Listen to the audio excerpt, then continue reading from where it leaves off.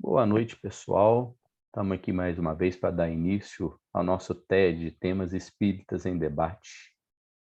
O Temas Espíritas em Debate é um evento que a gente realiza aqui no Espírita.info a cada 15 dias, nas sextas-feiras, às 20 horas.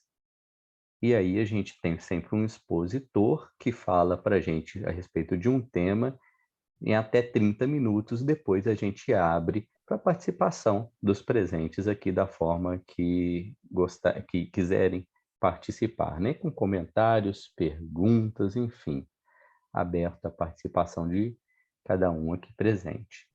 Hoje, o nosso tema é Lei da Destruição. Matar para viver é mesmo criação divina? Quem vai tratar desse tema inicialmente vai ser o Ricardo Baesso, nosso companheiro aqui, e depois a gente abre para a participação de todos. Vamos então fazer uma prece inicial, pedir a Beth para fazer essa prece para a gente, e aí a gente passa para a exposição do Ricardo. Amigo Jesus, como aguardamos este momento. O nosso coração bate forte ao nos encontrarmos com os companheiros para estudarmos essa doutrina que nos fascina. Obrigada, Senhor, pela oportunidade que estamos tendo e que possamos, aprendendo, sermos melhores a cada dia. Envolve-nos, Senhor, na sua paz. Abençoa o nosso encontro. Assim seja. Então, o Ricardo vai dar início à apresentação dele, depois a gente abre aí para o pessoal. Vamos lá, Ricardo? Olá, pessoal, tudo bem? Eu vou só compartilhar aqui uns slides com vocês para a gente já começar. Tá legal aí, não tá, Christian? Tá, sim. Eu só vou precisar... Eu acho que eu vou ter que voltar lá, porque a tela não está toda, tá? Não tá não. Acho que para eu colocar a tela toda, eu acho que eu vou ter que descompartilhar e compartilhar de novo. Deixa eu só pegar lá.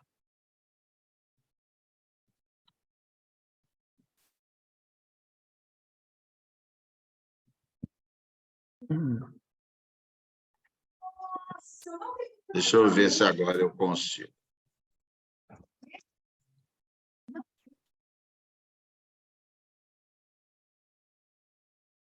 Tem um botãozinho de apresentação lá embaixo. Agora deu certo, não deu? Não tá a tela toda, não. Você tem que ir à ainda não está apresentação. no modo... Mas está dando para ver? Tá. Se você quiser tentar lá embaixo, perto do menos ali, ó. É porque ele está compartilhando o navegador e não a apresentação. Tem que compartilhar a apresentação já exposta, o Ricardo. Deixa eu voltar aqui.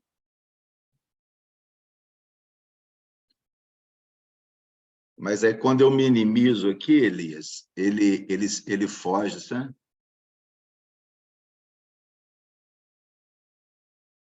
Mas vamos...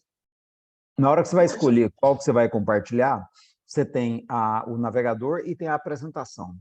Você tem que compartilhar a apresentação. Você já tem que estar com ela...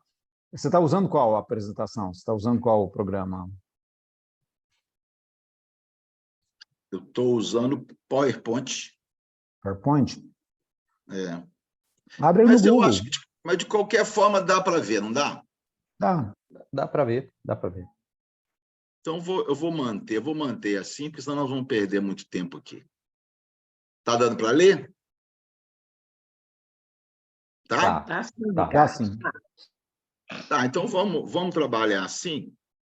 Eu escolhi esse tema porque é um tema que eu não me lembro de ter visto ninguém examiná-lo.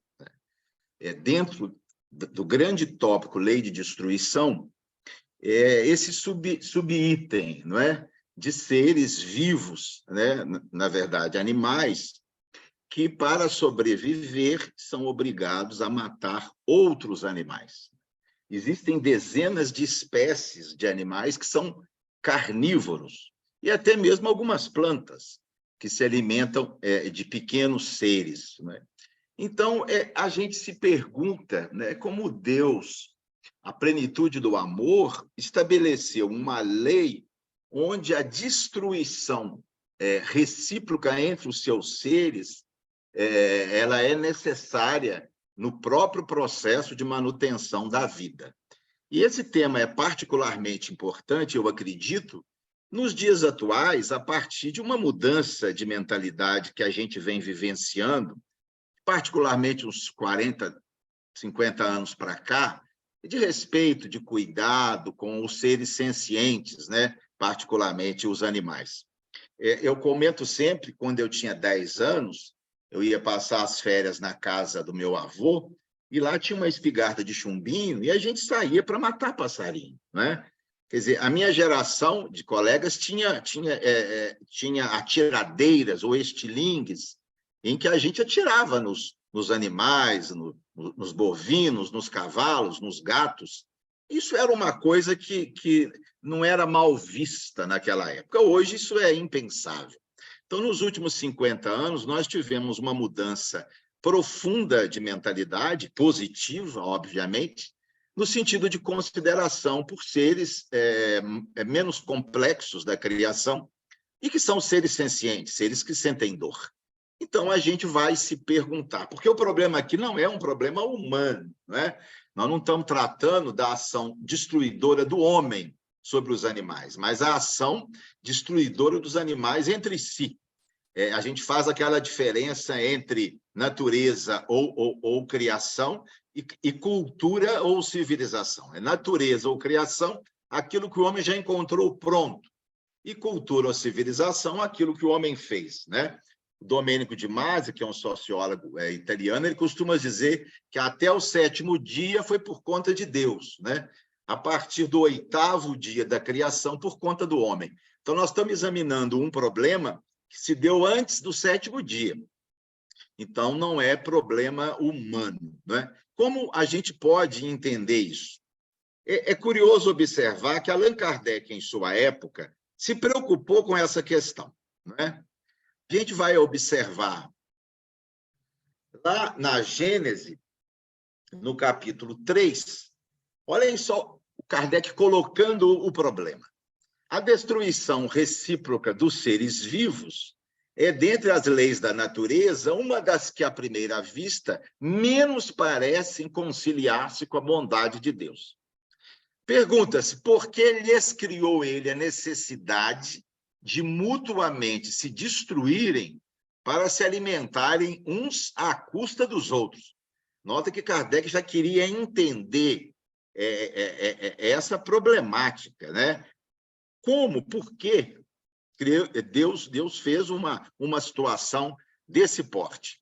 Ainda no livro A Gênese, Kardec vem com essa indagação. Deus não podia chegar ao mesmo resultado por outros meios, sem constranger os seres vivos a se entredevorarem? Notem que é exatamente o questionamento que nós estamos colocando como tema para a nossa reflexão, já colocado pelo nosso codificador. E nós vamos ver que Allan Kardec, após apresentar esse problema, ele vai tentar alguns argumentos no sentido de justificar a existência dessa questão na lei de destruição. Eu consegui identificar 4 argumentos, ou 4 tentativas de Allan Kardec no sentido de justificar tal situação. A primeira, ainda no capítulo 3 da Gênese, Kardec vai dizer assim: a verdadeira vida está no princípio inteligente. Por meio do espetáculo incessante da destruição, Deus ensina aos homens o pouco caso que devem fazer do envoltório material. me parece um argumento muito frágil do nosso codificador. Ele vai dizer que a gente não deveria se importar tanto com isso, porque a vida é do espírito. Então, a morte daquele corpo não tem significado profundo, na medida que não se destrói o ser espiritual que ali está vivenciando uma experiência corpórea. Então, a vida é do espírito. Não tem tanto problema assim eles se destruírem. E seria até bom, porque isso aí nos dá a ideia de que o envoltório material é secundário, não é importante, né? Se o envoltório material não fosse importante, nós não precisaríamos assumi-lo, e o fazemos milhares e milhares de vezes. Pouco caso perante o nosso corpo, isso daqui nos predispõe a uma série de consequências muito desagradáveis, como o suicídio, o aborto, não é? A pena de morte, o próprio homicídio. Eu acredito que nenhum de nós acredita que o nosso envoltório material deve ser visto ou tratado com pouco caso. Então, me parece que esse primeiro argumento de Kardec não é muito consistente. No segundo argumento, ainda na Gênesis, Kardec diz assim: essa destruição entre eles seria necessária porque os corpos orgânicos só se conservam com o auxílio das matérias orgânicas. Ora, existem matérias orgânicas entre as plantas, que são seres não sencientes, que são seres que não sofrem, que não sentem dor. E muitos seres não precisam destruir outros animais para viver. Existem animais, e até animais de grande porte, que são herbívoros, né? Que vivem das plantas.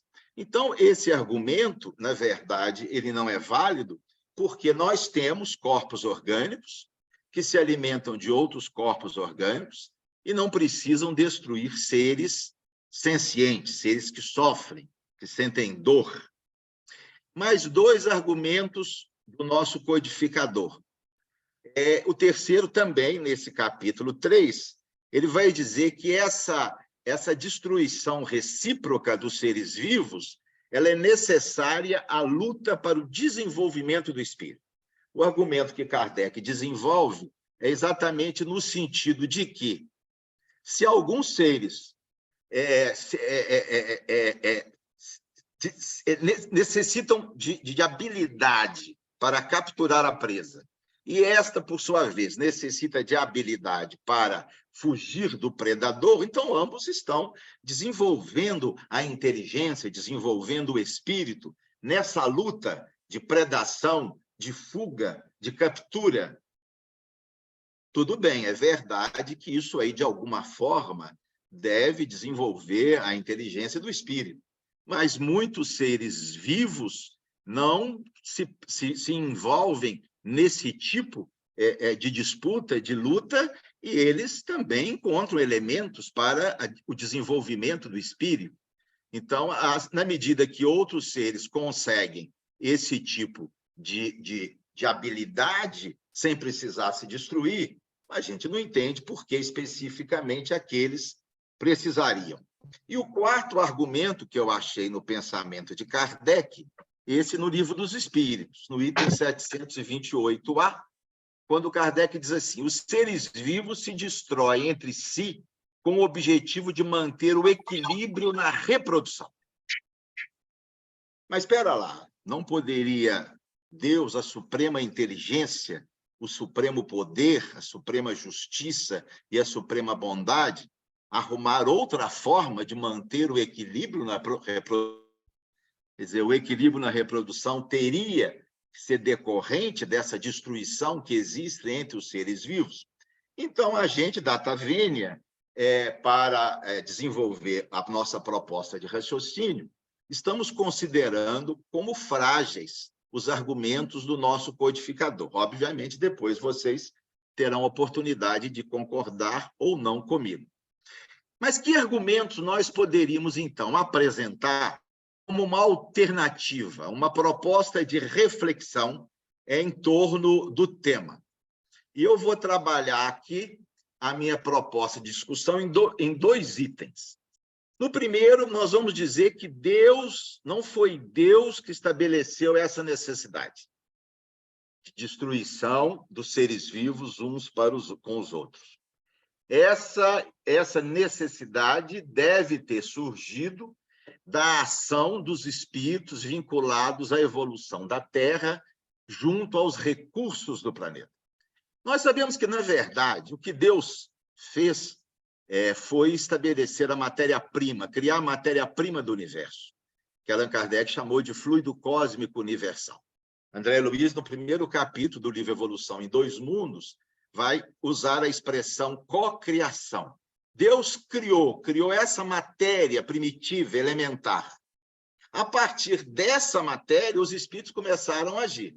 Então, os espíritos seriam co-criadores em plano maior, os espíritos superiores, os construtores das galáxias, das estrelas, dos planetas, aqueles que acompanham a evolução biológica e espiritual da Terra e dos outros mundos, co-criação em plano maior. Existe o que André Luiz chama de co-criação em plano menor, que é o que cada um de nós, espíritos imperfeitos, fazemos no nosso dia a dia. Então, eu trabalho a tese de que não foi Deus que estabeleceu essa necessidade. Se ela foi estabelecida por alguém, foi por espíritos superiores, agindo a partir de um material bruto, que é a matéria elementar primitiva.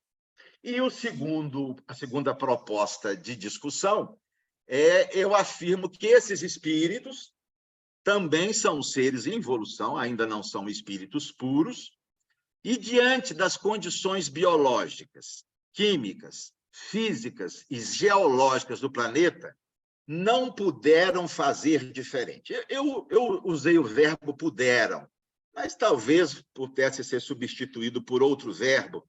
Vocês ficam à vontade depois para reformular a minha frase. Nós sabemos, por Emmanuel e por André Luiz, que os espíritos que vieram trabalhar na evolução da Terra eram espíritos evoluídos, alguns com especialidades diversas, espíritos na área da genética, da química, da física, da geologia, eram espíritos que trabalharam junto do planeta. E nós entendemos que esses espíritos não eram puros, puro era só Jesus, que, na verdade, assessorava o processo, mas não era o próprio Cristo, segundo nos informam esses espíritos, que punha a mão na massa.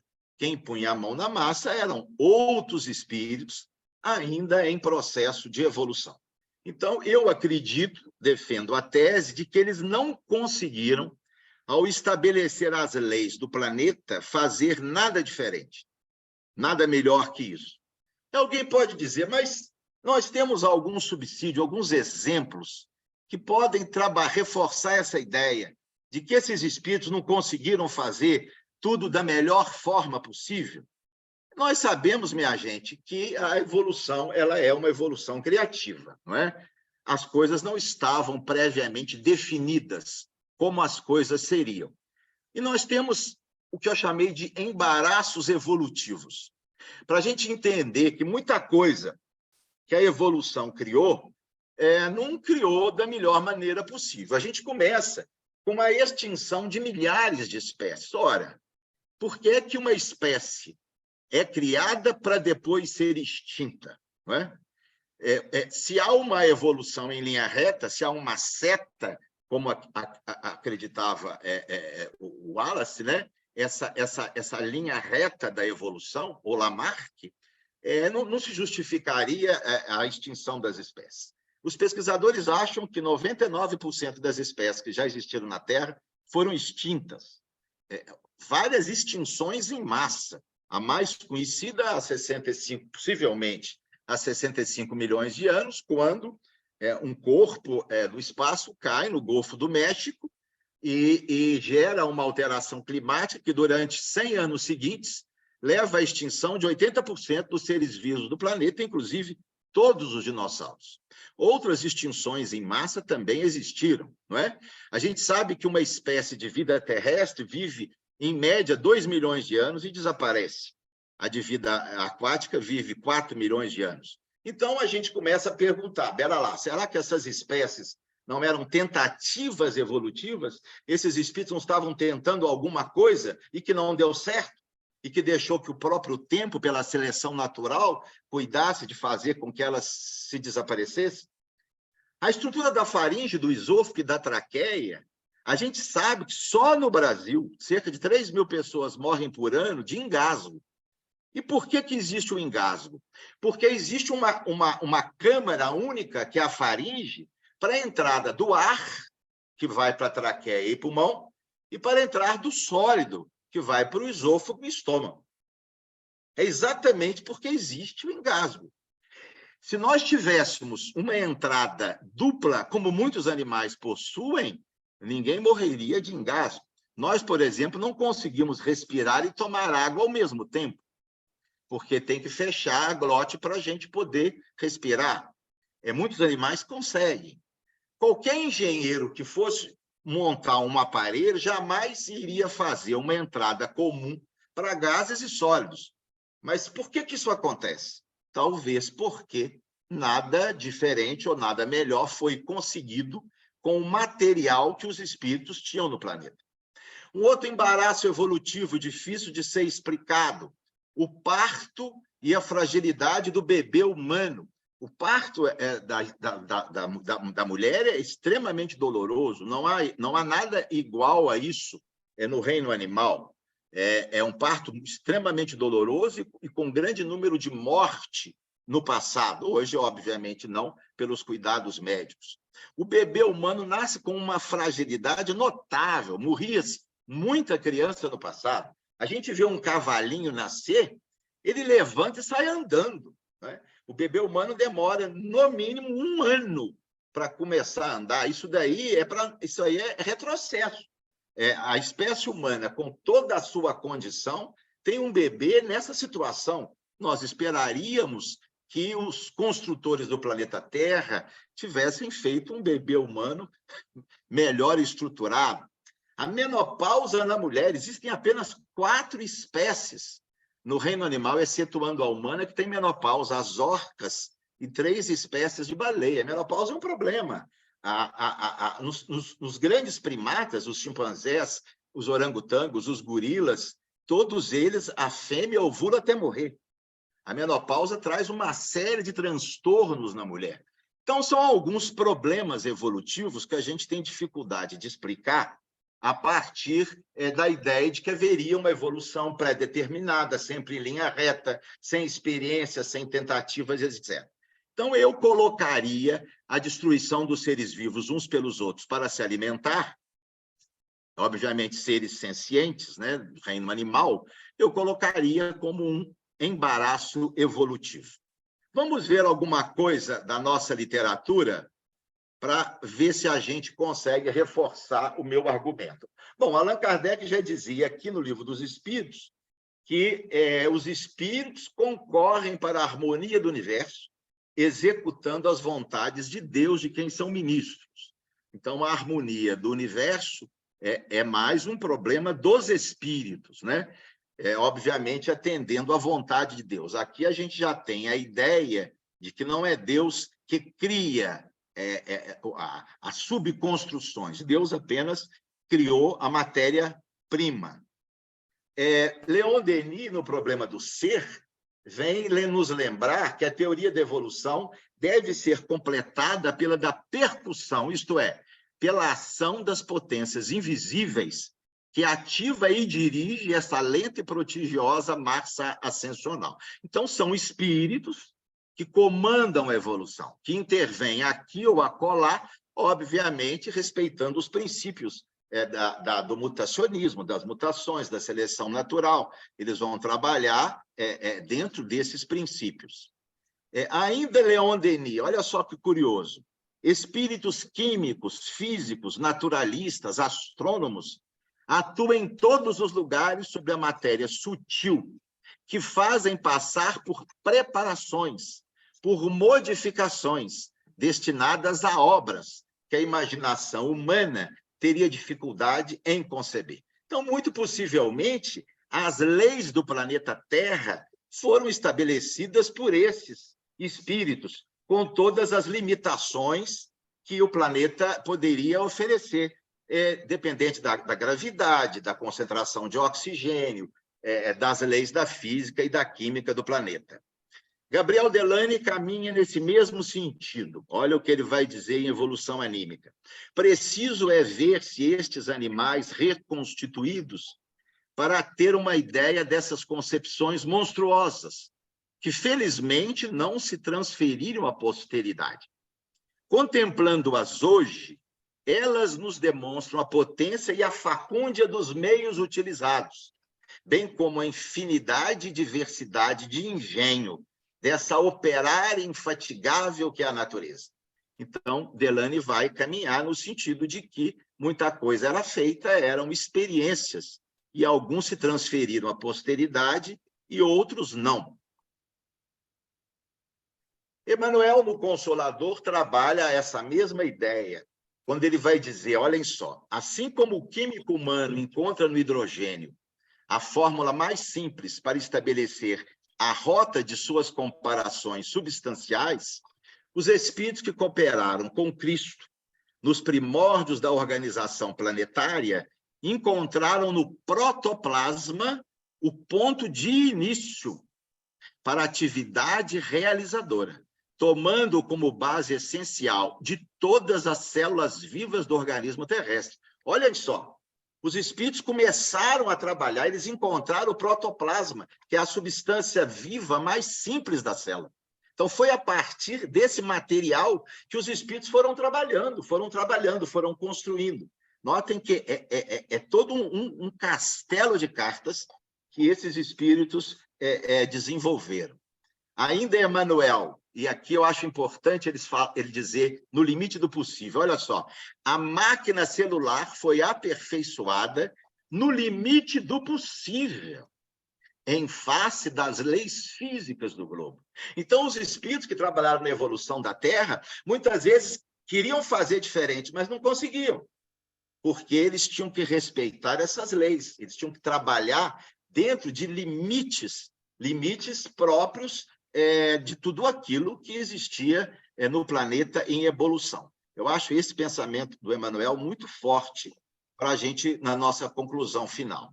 Gustavo Gelei também, do livro Do Inconsciente ao Consciente, caminha exatamente nesse sentido. Olha o que esse médico espírita escreveu.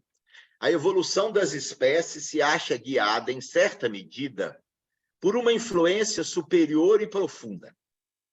As aparições intermitentes das principais espécies e dos instintos são conforme as necessidades ambientes e as necessidades vitais, obedecendo à finalidade adquirida. Mas há ainda, tudo como na obra do artista, ao lado de realizações geniais, erros, imperfeições, esquecimentos, exagerações, tentativas de quem? Dos espíritos que estão trabalhando na construção do orbe. E ainda o Dr. Gelei. A evolução revela uma finalidade evidente. A finalidade é a possibilidade de desenvolvimento do princípio inteligente, obviamente. Mas essa finalidade não é seguramente uma finalidade pré-estabelecida. Ou seja, eles não sabiam exatamente como seriam as coisas. Pois então o plano segundo o qual se revela não comportaria tentativas nem erros. Então, Gelei vai dizer, se já tivesse tudo estabelecido, se a evolução não fosse criativa, nós não teríamos extinção da espécie, morte por engasgo, menopausa, fragilidade do bebê humano e, como eu proponho, seres vivos matando outros seres vivos sencientes para sobreviver. E aqui as conclusões, sempre parciais e sempre transitórias. Essas conclusões eu extraí de um livro chamado Breve História de Todos Nós, que nós escrevemos juntamente de alguns amigos vinculados à universidade. Esse livro foi escrito há alguns anos, foi editado pela livraria do IDJF. Então, ao final de um dos capítulos, o nosso grupo apresenta essas conclusões. Primeiro, os espíritos planejadores da evolução terrestre não são perfeitos. e podem apresentar suas limitações. Cientistas competentes erram com frequência. 2. O elemento espiritual era dotado de campos de energia ainda imaturos. Então, muita coisa, muita limitação, talvez não fosse da matéria do planeta, mas do princípio espiritual, com as suas energias que não permitiam desenvolvimentos maiores. Então, o princípio espiritual, ainda muito simples, ele era incapaz de fixar sistemas biológicos mais complexos. Daí a necessidade de determinadas experiências em sistemas mais simples e mais demorados. A gente sabe que a bactéria ela existiu sozinha no planeta 2 bilhões de anos. E a gente imagina como um ser procarioto, um ser simples, que tem um cromossomo só, que o núcleo não tem nem membrana, como é que o princípio espiritual ficou 2 bilhões de anos nesse ser?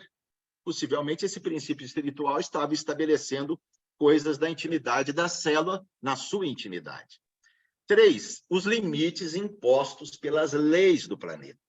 As leis físicas, químicas e biológicas e a própria dinâmica da evolução planetária.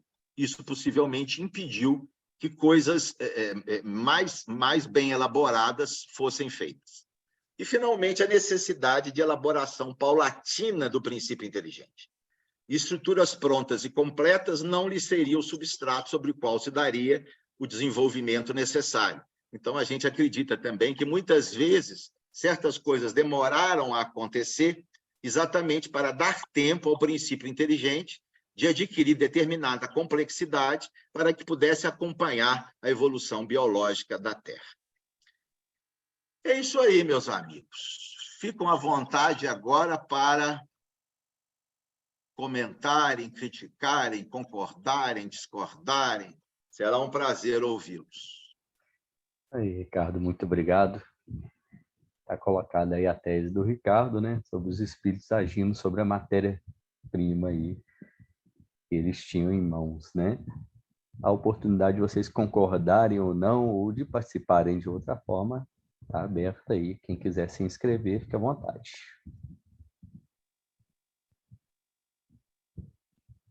Eli? Eu não concordo nem discordo, muito antes, pelo contrário. Na realidade, eu acho que essas questões levantam questões mais profundas dentro da filosofia espírita e que talvez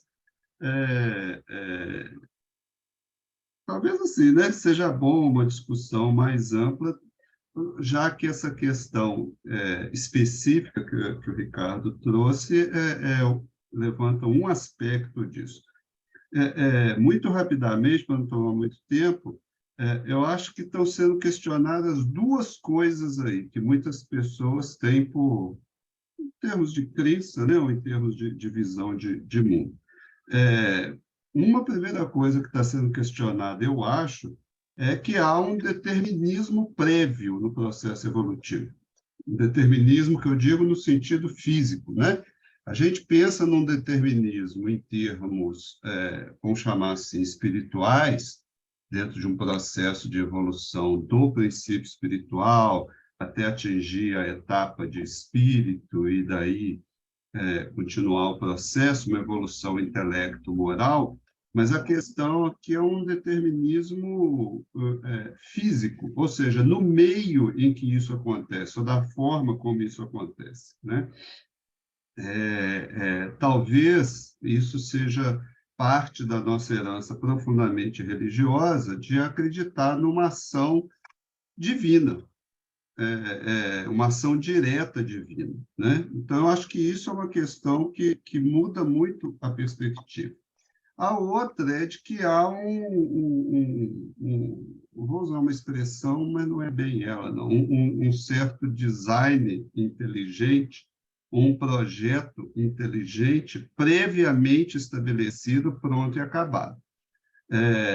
Se a gente quiser sustentar essa ideia, a gente pode até imaginar de que há um projeto, mas que, como todo projeto humano, tem idas e vindas e voltas, né? Uma coisa é planejar, outra coisa é realizar, né? O Ricardo deu vários exemplos aí de que, por N motivos, quem mexe com o projeto sabe disso, né? Os fatores externos que atuam sobre os projetos, por N motivos, o planejamento nem sempre se realiza, né? Outros acreditam que sejam experimentações. Eu acredito que só seriam experimentações, e talvez algumas desses eventos sejam, se esses espíritos também estivessem aprendendo, né? Há uma noção, que eu não sei muito bem de onde vem, de que esses espíritos, talvez pelos nomes que o André Luiz usa, né? Construtores siderais, inteligências, não sei o quê, fossem plenamente cientes de tudo, né? Como se já tivessem construído uns bilhões de planetas anteriormente, que chegaria aqui e construiria tudo muito rapidamente, né?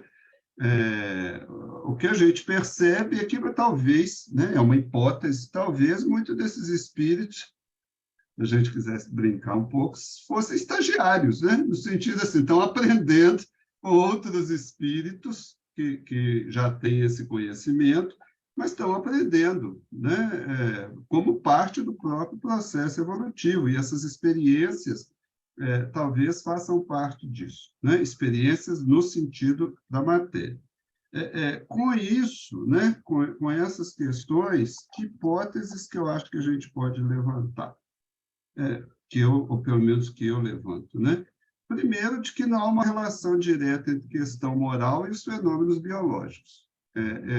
De vez em quando eu comento isso, né? A gente tem sobre a natureza uma perspectiva muito humana, no sentido de julgar os eventos naturais sob uma perspectiva muito humana, né? Humana no sentido assim, como se a gente estivesse se colocando no lugar, ou como se os fenômenos naturais tivessem subjugados a uma perspectiva ou a uma interpretação humana. Talvez uma hipótese é de que o que acontece na natureza não humana não tenha nada a ver com a natureza humana. As nossas questões sobre a natureza não humana, elas estão enviesadas pela nossa perspectiva humana, né? Pela forma como nós, humanos, vemos o mundo. Uma outra hipótese é que a matéria aqui nesse planeta, né? Ou a matéria no universo, se quiser considerar, é só um campo de trabalho, é um elemento de trabalho. E, nesse sentido, não existe destruição, propriamente dita, né?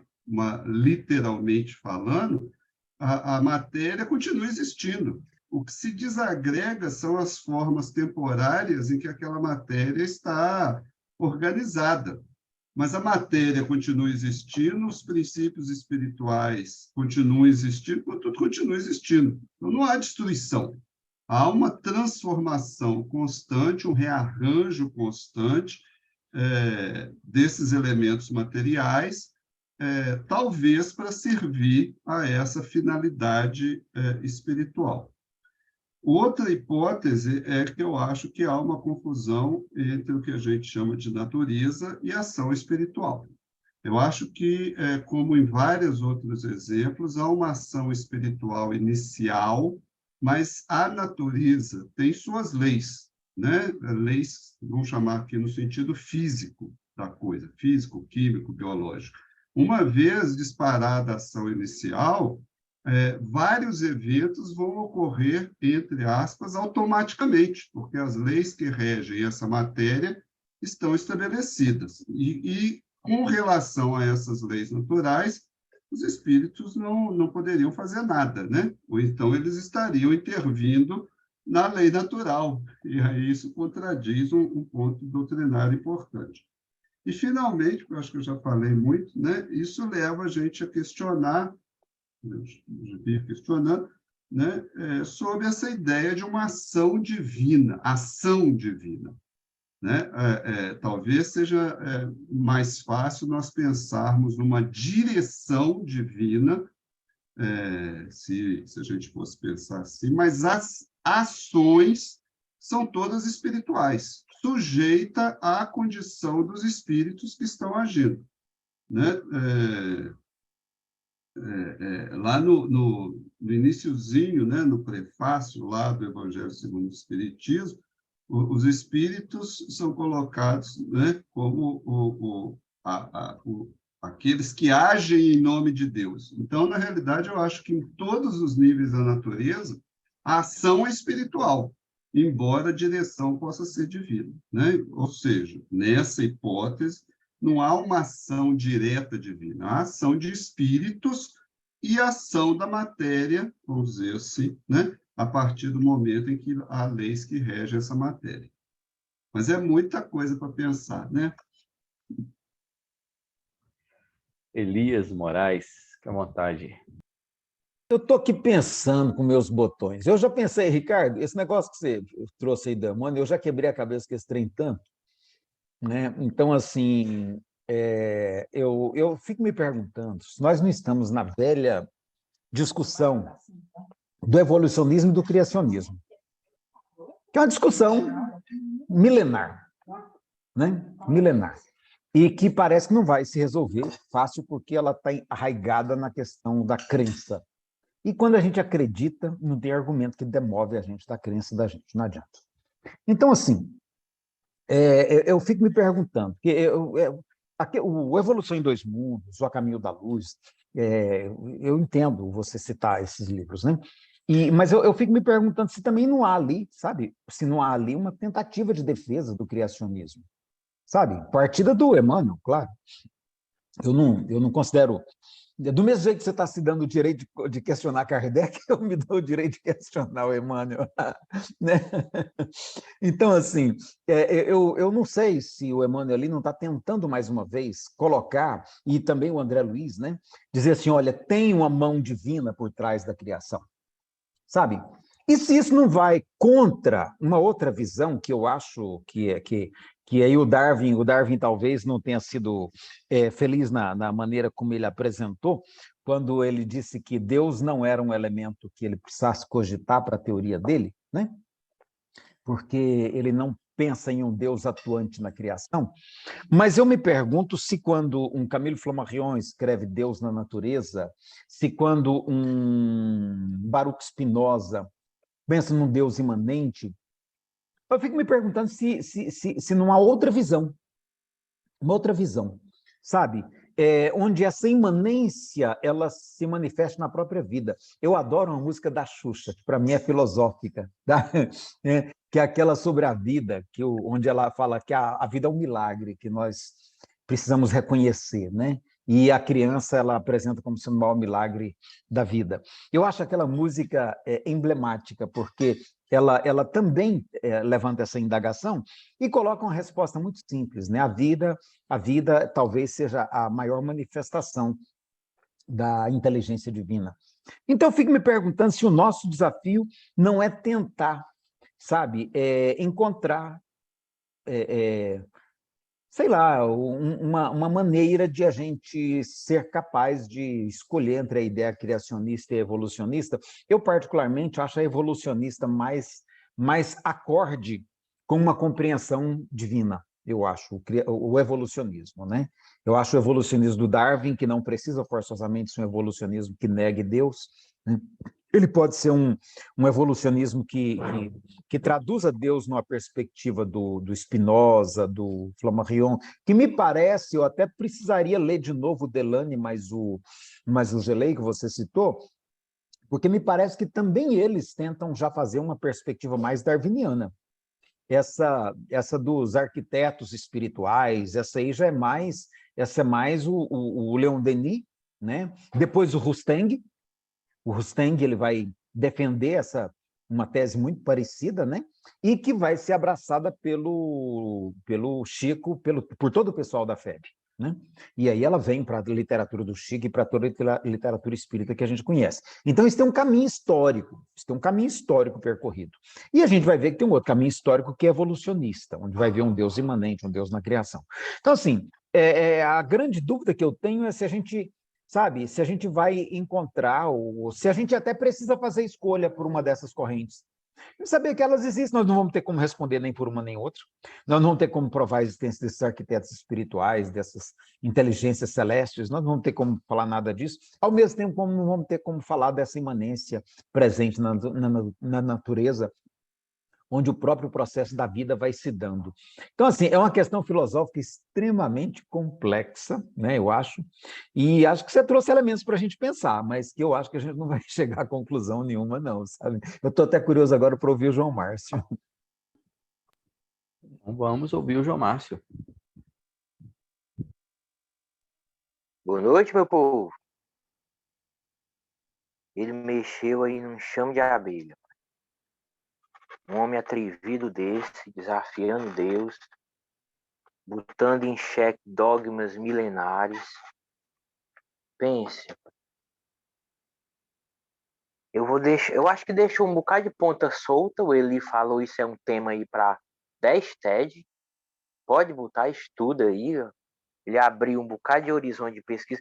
É interessante que tem uma corrente no meio espiritualista que quando ela explica esse evento do asteroide que caiu na península de Yucatán, no México, e extinguiu os dinossauros, eles dizem que foi o proposital.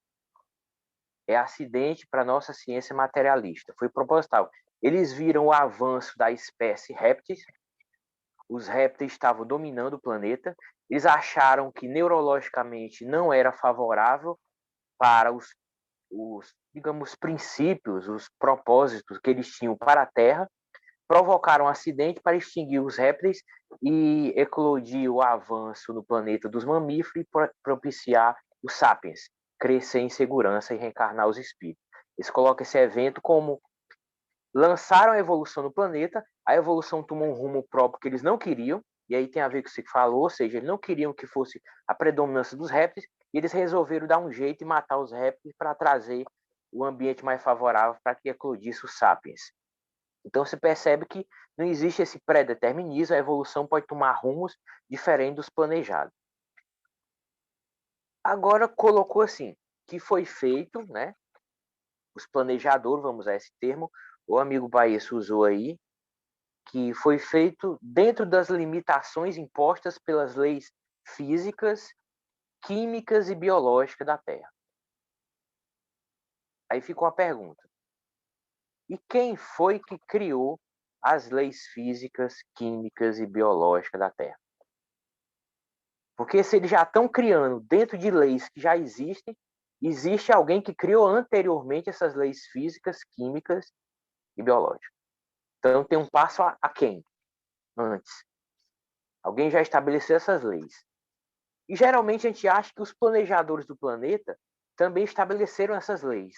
Mas como os planejadores, como ele colocou, estão limitados por essas leis, então eles estão elaborando esse planeta e a evolução dentro de leis que já existem. Então alguém já criou antes dele essas leis, físicas, químicas, biológicas. Interessante, eu queria deixar uma pergunta. Aliás, eu tenho várias, vou fazer algumas, não preciso responder todas, né? Muito, enfim, é fantástico, eu achei muito ousado esse argumento, que é o seguinte, morrer por engasgo. Vou pegar um exemplo. Morrer por engasgo seria, na sua visão, um erro dos planejadores? Vou pegar um exemplo banal, mas você colocou. Morrer por engasgo seria, na hora de planejar, eles não pensaram nisso. Porra, tem gente morrendo de engasgo, a gente não pensou nisso. E a questão, quem foi que criou a lei de destruição na Terra?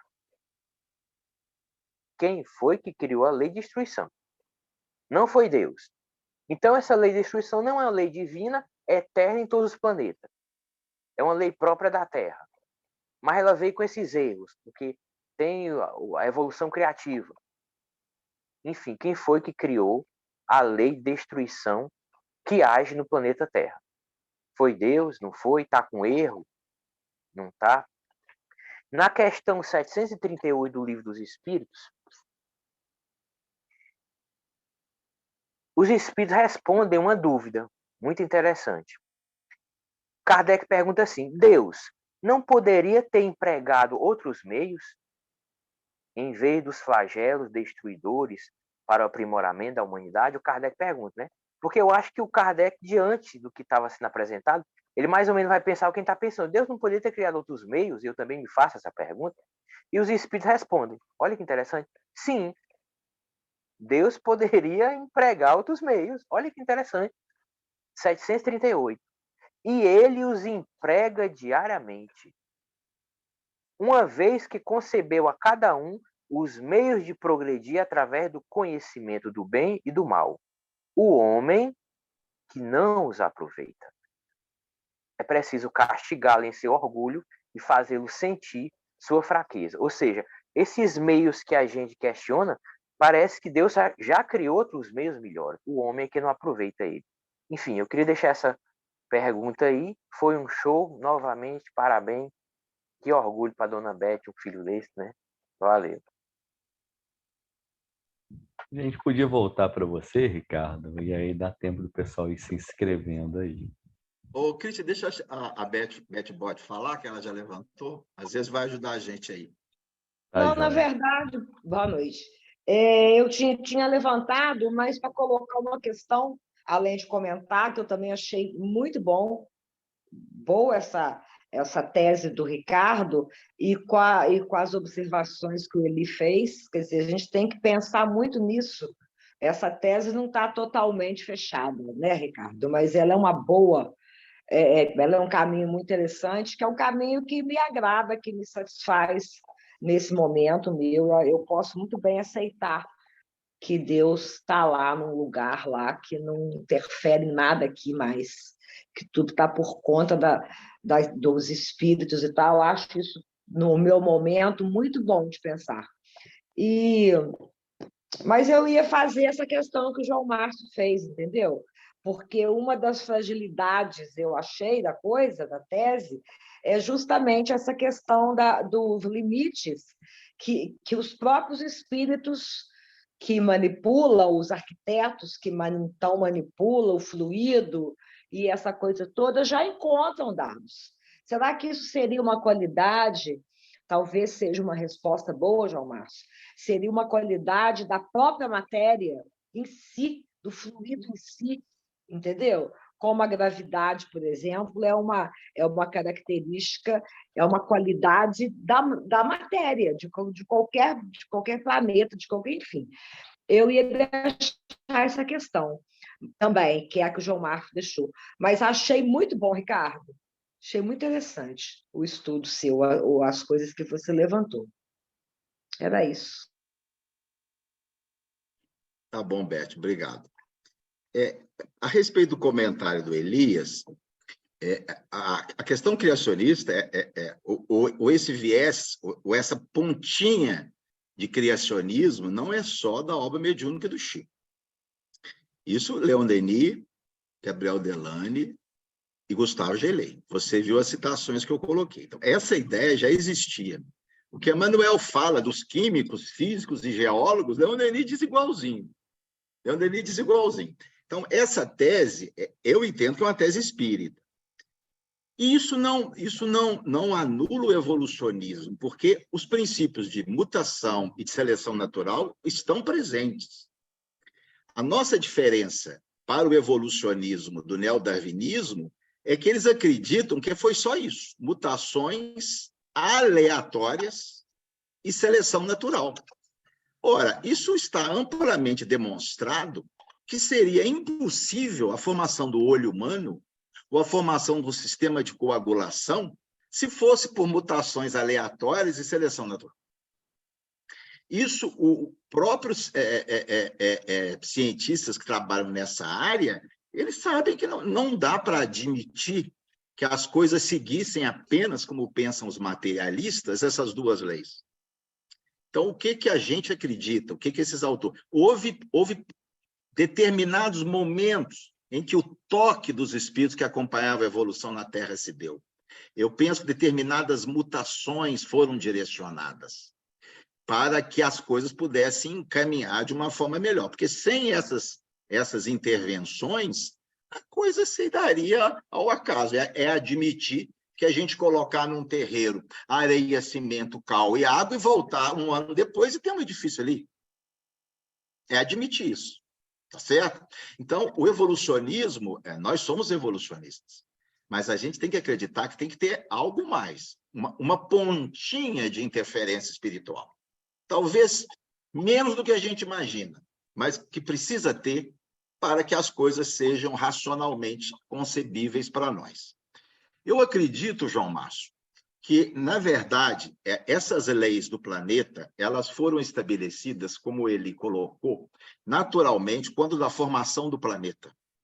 Eu não penso que os espíritos conseguiam trabalhar e criar cada lei física e biológica, que a Terra se formou, e na formação da Terra, a partir da distância do Sol, a partir da gravidade, a partir da atmosfera, a partir de uma série de coisas, essas leis se estabeleceram, seguindo, obviamente, princípios universais, né?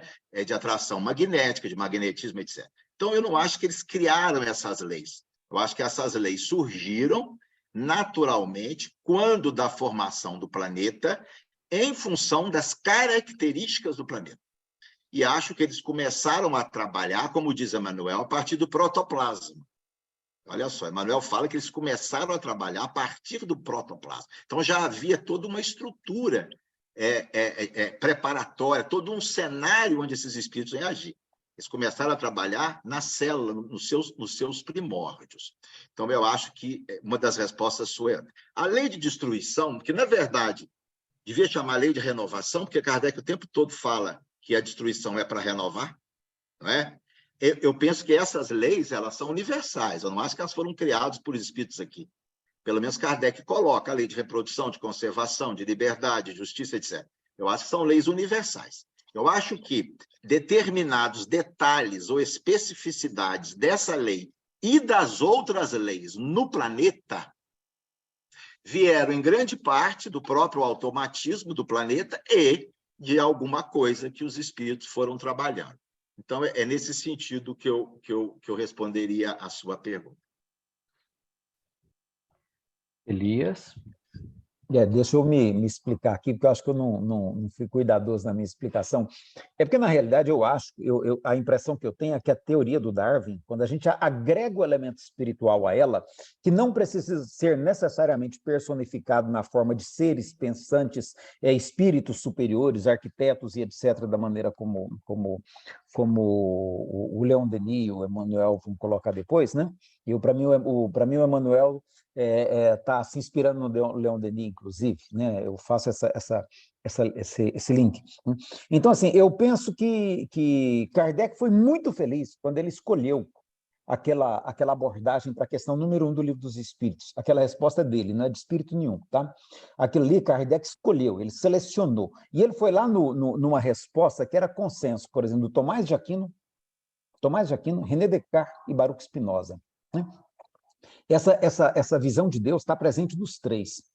Tá? Por mais que o Tomás de Aquino, em outros momentos, ele também antropomorfize Deus de alguma maneira, mas ele coloca como um dos atributos de Deus a inteligência suprema. Em outro momento, ele coloca também, lá no item 84 da Suma Teológica, lá depois no item 87, parece, né, a causa primeira de todas as coisas. Depois o René Descartes vai também trabalhar nessa perspectiva, nas meditações dele, e o Baruch Spinoza também. Eu acho que o Kardec foi de uma habilidade, porque ele primeiro apresenta isso como comentário na primeira edição, né? Ele apresenta isso como um comentário, ele não tem uma resposta para essa pergunta que é Deus na primeira edição, e aí quando ele vai fazer a segunda edição, que é ampliada, ele transfere esse comentário que ele tinha feito na primeira edição, ele transfere isso como resposta para essa pergunta na questão número 1. E aí eu acho que ele esqueceu de pôr uma nota de rodapé, que aquela resposta foi ele que elaborou, né? Mas ele já tinha dito isso com relação aos comentários na primeira edição. Então, assim, para mim ele é genial quando ele percebe isso, sabe? Uma inteligência criadora. Então ele está trazendo ali uma alternativa à nossa compreensão de Deus, a nossa compreensão de divindade, é como eu compreendo, sabe? Para mim, ele está trazendo uma alternativa à compreensão de divindade, uma divindade que está presente no processo da vida. E aí é onde eu falo que ela espiritualiza a tese do Darwin, que não é colocar um monte de areia e sair uma casa. Não é bem isso, não é o acaso, não é nada disso, é uma inteligência dentro do processo de reprodução da própria vida, né? Eu acho essa tese muito bonita, sabe? Eu acho ela mais bonita do que qualquer tentativa nossa de antropomorfizar Deus ou antropomorfizar a própria criação, ou colocar seres, agentes, que a gente teria que...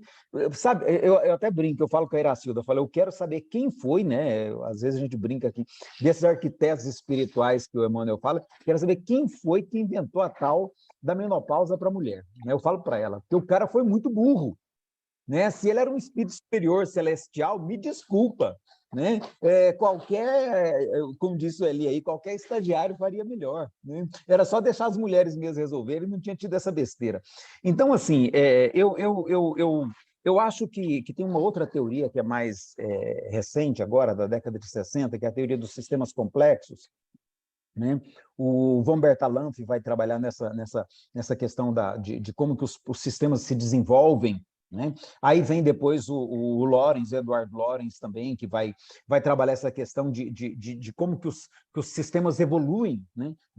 A partir de uma rota de probabilidades, né? De incertezas, de entrechoque de possibilidades, né? Onde esses próprios entrechoques poderiam gerar essas situações anômalas que a gente identifica, mas que teriam um vetor organizador que caminha também aponta um rumo, né, de evolução. Então, assim, eu acho que a gente tem, sabe, acho que a gente tem, a partir da perspectiva do Darwin, se a gente juntar ela com a resposta número 1 do Livro dos Espíritos, sabe, com aquela perspectiva que Kardec traz de Deus, sabe, um Deus não pessoal, né? Um Deus na vida, um Deus na natureza, eu acho que a gente caminha melhor sabe, embora filosoficamente nós vamos ter todas as dúvidas ainda, por isso que eu falo que a gente não vai resolver tudo, a gente não vai resolver tudo. Aí eu volto no Santo Agostinho lá, né, do menininho que falou para ele, meu amigo, se você está pensando que você vai dar conta de responder essas questões, né? É mais fácil eu pôr água do mar inteira nesse buraquinho aqui do que você responder todas essas questões. Mas eu acho que a ideia de uma imanência na própria vida, uma vida que é inteligente, ela por si só, sabe? E que vai se desenvolvendo a partir de processos naturais mesmo, sabe? Eu não vou usar a palavra causa aqui, porque a palavra causa está muito estigmatizada, não é? Mas através de processos complexos, sabe, baseados em probabilidades, mais probabilísticos, não determinísticos, sabe? Eu acho que a gente abre, inclusive, uma compreensão melhor, até para a gente compreender a divindade não como esse Deus pessoal que a nossa tradição judaico-cristã criou, né? E que a gente encontra, que a gente não vê essa visão, por exemplo, na tradição chinesa, né? A gente não vê essa visão na tradição indiana. Então, são outras explicações que eles têm que passam por uma visão de um Deus que não é antropomórfico, onde não precisa pôr a mão na natureza para poder fazer, não precisa fabricar um planeta, como o Emmanuel dá a ideia ali no A Caminho da Luz, né? De manusear, manipular a massa celestial para poder produzir um planeta, ou desviar um asteroide assim com o poder da mente, né? Para poder jogar esse trem lá no planeta e acabar com os dinossauros, sabe? Eu acho que a gente tem outras explicações que podem ser potencialmente melhores, baseadas no livre fluir do processo, sabe? No livre fluir de um processo que também é um processo permeado de inteligência, de beleza e de vida. E aí, de novo, né? É o milagre da vida, sabe? Que tem tudo isso, inclusive essas idas e vindas, esse desenvolver, esse acertar e esse ajuste. Eu não sei como explicar isso, não, porque eu acho que escapole da minha possibilidade, sabe? Mas eu acho que se a gente der mais valor ao Darwin, à teoria da complexidade, sistemas complexos, talvez a gente tenha um caminho melhor para compreender a questão número 1 do Livro dos Espíritos, dessa inteligência criadora, sabe? Eu penso por aí. Mas obrigado, Ricardo, por nos proporcionar esse momento de filosofar. Seu comentário motivou o Ricardo e o Eli levantarem a mão também, pedirem a palavra. Vamos lá, Ricardo. O Elis falou na menopausa, eu lembrei do engasgo, que eu não respondi a questão do engasgo, e vou responder a questão da menopausa. Eu acho que a questão do engasgo, se eles tivessem feito de forma diferente, traria outros problemas maiores. Eu acho que, considerando uma engenharia sideral, né, admitindo que isso tenha acontecido, obviamente, o Elias trabalha de uma forma diferente, mas seguindo nesse raciocínio, né, admitindo uma engenharia sideral, eu penso que eles não conseguiram fazer diferente, é porque por problemas técnicos que demandariam coisas mais graves. A respeito da menopausa, as 4 espécies não humanas que têm menopausa têm uma característica, Elias. Todas elas, a fêmea que envelhece ajuda a cuidar das crias menores. O que não existe em outras... A orca que fica velha, ela continua acompanhando os filhotes que vão nascendo naquele grupo.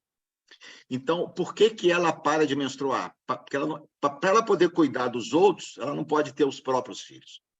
Isso, em biologia evolucionária, chama-se de a hipótese das avós. Por que a mulher entrou em menstruação? Você imagina uma mulher, porque a mulher ela precisava ajudar a cuidar dos netos menores. Numa situação extremamente hostil, em que o homem saía para caçar, e ficava uma mulher com uma penca de filho, que era um depois do outro. Filhos pequenos, expostos a predadores. Então, possivelmente, a menopausa permitiu que mulheres envelhecessem sem ter mais filhos, para poder cuidar do processo de socialização daqueles seres pequenos. Então, é possível que a menopausa tenha surgido por isso. Da mesma forma, a fragilidade do bebê humano, porque o bebê humano, todo mundo sabe que ele tinha que ficar mais tempo na barriga da mulher, para ele nascer melhorzinho, mais fortinho. Mas se ele ficasse, a cabeça seria tão grande que não sairia pelo canal do parto. Então, o bebê humano nasce muito imaturo, porque senão ele não conseguiria nascer. Então, eu não acho que esses espíritos, se é que existiram esses espíritos, esses arquitetos, que eles foram bobos ou tolos, não. Eu acho que eles trabalharam com limitações e, dentro dessas limitações, eles tentaram fazer o melhor. Quer dizer, o melhor que eles conseguiram foi aquilo, que talvez, se não fosse daquele jeito, seria pior. Percebe o raciocínio? Aí ele...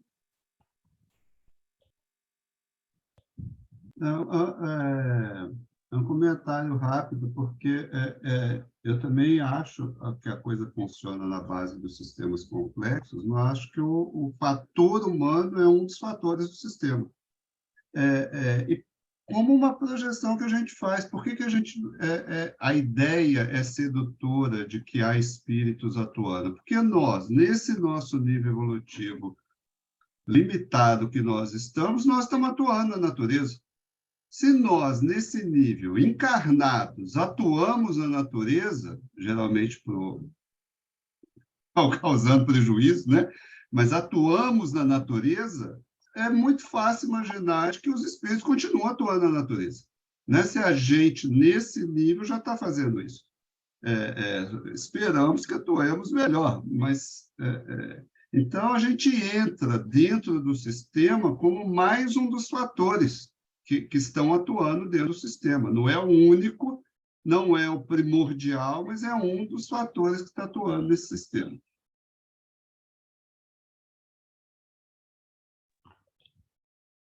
Companheiros aí que não participaram, alguém gostaria?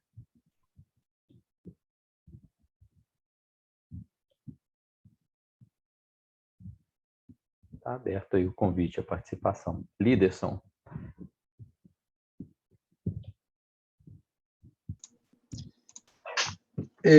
Boa noite, gente. Obrigado aí pela oportunidade. Estão me vendo aí? Tive uma série de problemas técnicos aqui, agora acho que eu consegui resolver. Não, eu só queria dizer que, em acréscimo que foi colocado, né, que eu vejo com muita naturalidade a lei de destruição. Nós estamos num planeta em que, como o Eli chegou a comentar, ele é preenchido, né, por moléculas, por substâncias, por uma matéria, né, que esse tipo de postura, se a gente pode chamar de postura, ou de comportamento, melhor dizendo, né, dos seres que aqui habitam, né, ele, na minha maneira de ver, ele é completamente natural, né? Se você pensa que a espécie humana, que viria receber os espíritos, precisaria, de alguma forma, surgir dentro de um processo, que é o que a gente conhece como processo evolutivo, né? O Homo sapiens vem surgir muito depois, né? A Terra demorou 20 milhões de anos para ser feita, aproximadamente. Né? Então, assim, a Terra demorou muito tempo para surgir, a vida demorou para surgir, depois os eucariotos demoraram para surgir, o ser humano vai surgir lá na frente dessa história toda. E como a natureza não dá saltos, e a evolução espiritual também não dá saltos, né, dentro daquilo que a gente acredita, né?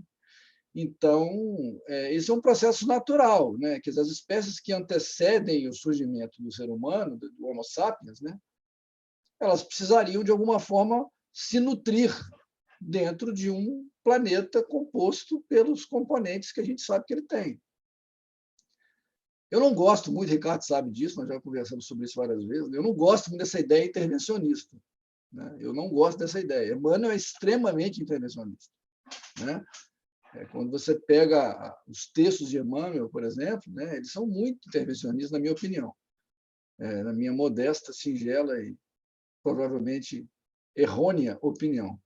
Né? Eu prefiro, né, assim, é mais confortável para mim, dentro da minha linha de raciocínio, imaginar que as leis básicas do processo são criadas e, a partir dali, o processo se dá.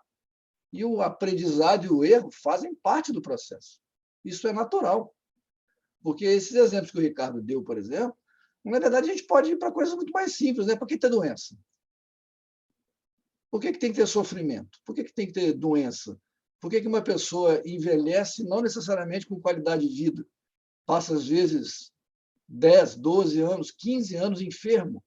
Por que tem que ter o sofrimento? Então, assim, eu acho que isso tudo faz parte do processo de um planeta de prova e expiação, do momento que a gente está vivendo, né? Da situação que a gente vive aqui no planeta. Então, assim, a contribuição é muito singela, mas é mais para dizer que encaro esse processo de forma natural, embora possa parecer de alguma maneira grosseiro, né? A lei de destruição, né? Um indivíduo comeu o outro, tá aquele negócio todo, né? Mas, como ele comentou, a matéria, a energia está aí. Né? A matéria é uma forma de energia condensada, ela está aí.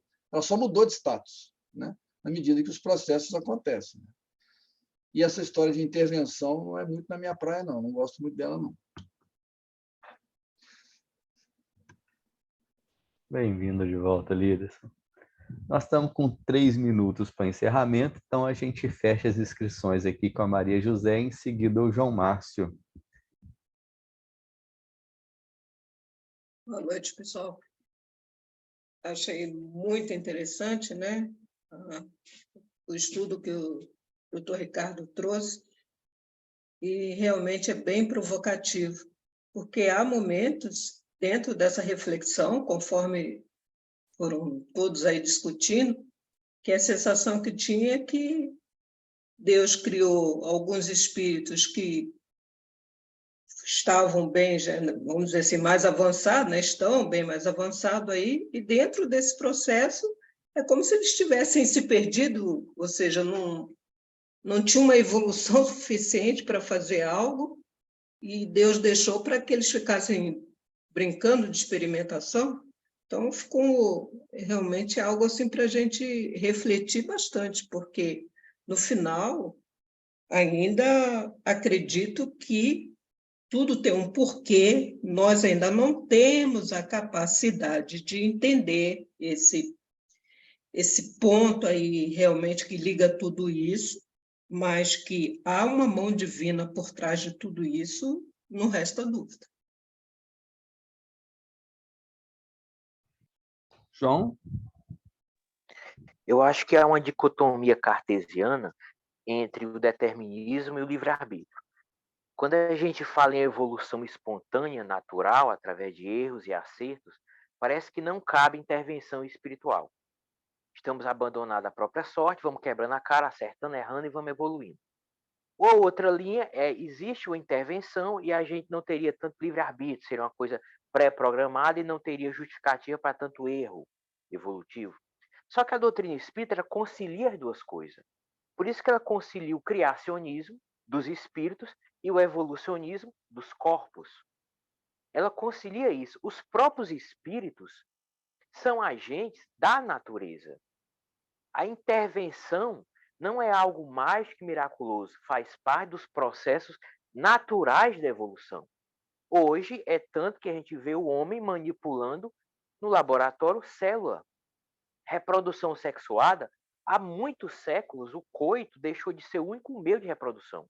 Então, o homem interviu na sua própria criação. Se o homem, sapiens, com as suas limitações, no mundo de prova e expiação, consegue intervir na sua própria evolução, o que dirá dos espíritos mais evoluídos? Isso não é algo antinatural que compromete o livre-arbítrio e a evolução criativa. Faz parte da evolução dos mundos, essa solidariedade dos irmãos menores, como a gente, crianças, infantis, evolução, sendo tutelado, não é programado, determinado, pelos irmãos maiores, até que a gente ascenda a uma capacidade adulta de espiritualidade e possa se auto-reger. A própria condição de planeta de prova e expiação nos coloca que a gente não tem condição de se autogerir 100%. A gente não estaria abandonado à própria sorte.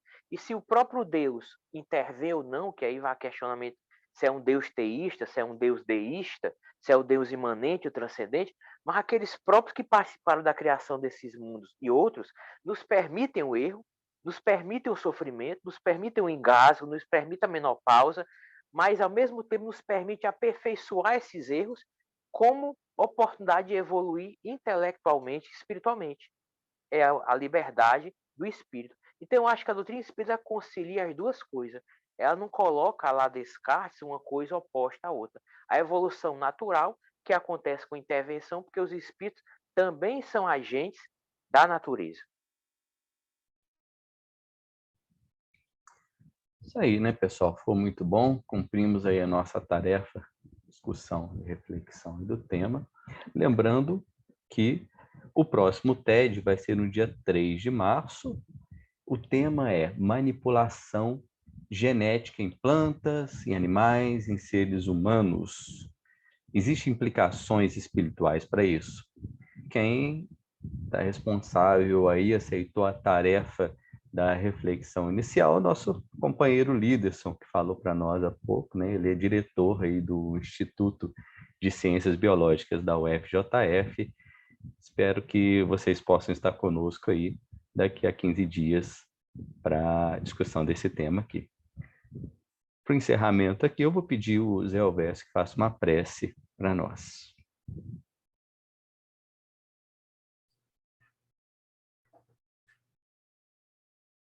Depois de tantos comentários, de visões interessantíssimas, vem mudando a nossa perspectiva de entendimento e melhorando cada vez mais a nossa compreensão. Por isso, nosso pensamento é de agradecimento.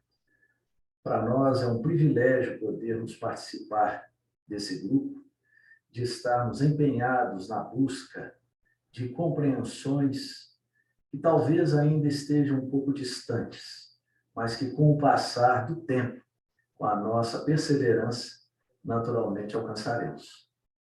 Somos agradecidos ao Criador, agradecidos a Jesus, agradecidos a esses inúmeros tutelares espirituais responsáveis por todo o trabalho de evolução de todos nós, nos auxiliando como irmãos maiores para que também possamos atingir aquele momento de iluminação particular, de iluminação íntima. Te pedimos, Jesus, como o governador do nosso orbe, que nos abençoe, que nos inspire, que nos auxilie, para que possamos, de fato, compreender o amor. Assim seja. Boa noite, pessoal. Um abraço.